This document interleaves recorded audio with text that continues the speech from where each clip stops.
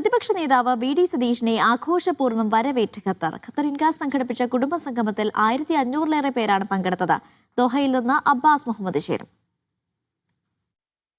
വരുന്ന നിയമസഭാ തെരഞ്ഞെടുപ്പിൽ കേരളത്തിൽ UDF എന്തായാലും അധികാരത്തിൽ വരും എന്നുള്ളതായിരുന്നു വി.ഡി. സതീശന്റെ ഇന്നത്തെ ഇവിടെ നടത്തിയ പ്രസംഗം. ഖത്തർ ഇൻകാസിന്റെ കുടുംബ സംഗമത്തിൽ സംസാരിക്കുകയായിരുന്നു അദ്ദേഹം.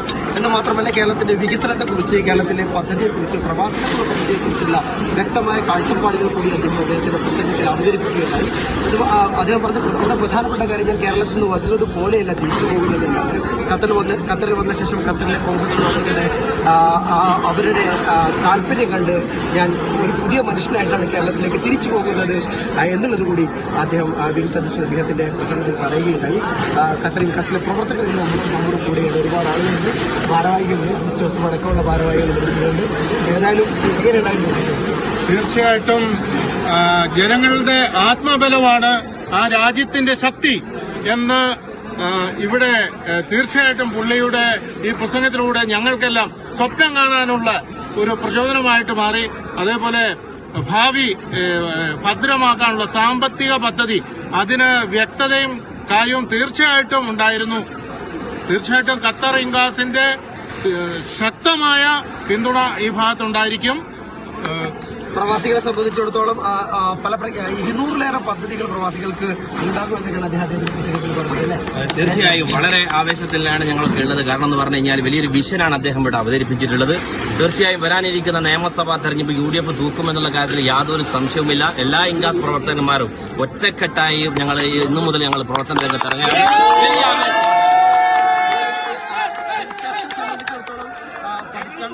കുറച്ച് കാലങ്ങളായി രണ്ടായിരുന്ന ഇൻകാസാണ് ഇപ്പോൾ നിലവിൽ ഒന്നായതിനു ശേഷം മാത്രമേ ഖത്തറിലേക്ക് ഞാൻ ഉള്ളൂ എന്നുകൂടി അദ്ദേഹത്തിന്റെ പ്രസംഗത്തിൽ പറയുകയാണ്. വളരെ ആവേശകരമായ ഒരു പ്രസംഗമായിരുന്നു വി.ഡി. സതീശന്റെ. ഞങ്ങൾ ഇൻകാസ് ഫാമിലി ഒന്നായി അതിന്റെ ആവേശകരമായ ഒരു പ്രസംഗം. അതുപോലെ തന്നെ എല്ലാ അണികളിലും 2026 ഇന്ത്യൻ നാഷണൽ കോൺഗ്രസ് തൂത്തുവാരും ഒരു സംശയമില്ല. ഓക്കെ, ഒരുപാട് പദ്ധതികളൊക്കെ പറയുകയുണ്ടായി. ഒരു വിഷൻ അന്നത്തെ പ്രസംഗത്തിൽ പറയുകയുണ്ടായി. എന്താണ് തോന്നിയത്? തീർച്ചയായിട്ടും UDF അധികാരത്തിൽ വരുന്നുള്ള ഒരു സംശയം ഉണ്ടായിരുന്നില്ല. പക്ഷേ അദ്ദേഹത്തിന്റെ പ്രസംഗത്തിന് ശേഷം ഞങ്ങൾക്ക് അത് കൂടുതൽ ആവേശം നൽകിയിരിക്കുകയാണ്. തീർച്ചയായിട്ടും UDF നല്ല ഭൂരിപക്ഷത്തോടുകൂടി തന്നെ കേരളത്തിലെ അധികാരത്തിൽ വരും എന്നുള്ളത് അദ്ദേഹത്തിന്റെ പ്രസംഗത്തിൽ നിന്ന് തന്നെ വ്യക്തമാണ്.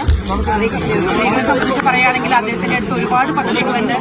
തീർച്ചയായിട്ടും സ്ത്രീകൾക്ക് ഉപകാരപ്രദമായ നിരവധി പദ്ധതികളെ കുറിച്ച് അദ്ദേഹം പറഞ്ഞു. തീർച്ചയായിട്ടും UDFന്റെ അധികാരം അടുത്ത UDFന്റെ വിജയത്തിനായി ഞങ്ങൾ കാതോർത്തിരിക്കുകയാണ്. Thank you. എന്നാലും ഇവിടെ ഹൈദർക്ക നമ്മുടെ ഇൻകാസിൽ വളരെ പ്രധാനപ്പെട്ട ഒരു ഫൗണ്ടർ മെമ്പർ എന്ന രീതിയിൽ പറയുകയാണ്. ഇപ്പൊ നിലവിലെ രക്ഷാധികാരിയാണ്. എന്താണ് വി.ഡി. സതീശൻ പ്രസംഗിച്ചു പോയി, എന്താണ് തോന്നുന്നത്? വി.ഡി. സതീശൻ പറഞ്ഞത് കേരളത്തിലെ കോൺഗ്രസ് UDF വ്യക്തമായ കാഴ്ചപ്പാടോട് കൂടിയാണ് 2026 തെരഞ്ഞെടുപ്പിന് മുന്നിൽ. അത് കേവലം ഒരു വിജയമല്ല, കേരളത്തിന്റെ ഭാവിയെക്കുറിച്ച് വ്യക്തമായ കാഴ്ചപ്പാടും നിലപാടുമുള്ള നേതൃത്വമാണ് ഈ തെരഞ്ഞെടുപ്പിന് നേതൃത്വം കൊടുക്കുന്നത്. അതുകൊണ്ട് തന്നെ പ്രവാസ ലോകത്ത് വലിയ പ്രതീക്ഷയിലാണ്. ഇപ്പോൾ വി.ഡി. സതീശൻ പറയുണ്ടായി 200ഓളം പദ്ധതികൾ പ്രവാസികൾക്ക് വേണ്ടി മാത്രമായിട്ട് ഒരുക്കിയിരിക്കുകയാണ്. അങ്ങനെ ഓരോ രംഗത്തും കേരളത്തിലെ ജ്ഞാനോന്മുഖമായ വികസനത്തിന് വേണ്ട പ്രവർത്തനവുമായി കാഴ്ചപ്പാട് പോകുമ്പോൾ അതിന് പരിപൂർണ പിന്തുണ ഇൻകാസ് ഖത്തറിന്റെ പേരിലുണ്ടാവുമെന്ന് പറയാൻ ഞാൻ ശ്രമിക്കുന്നു.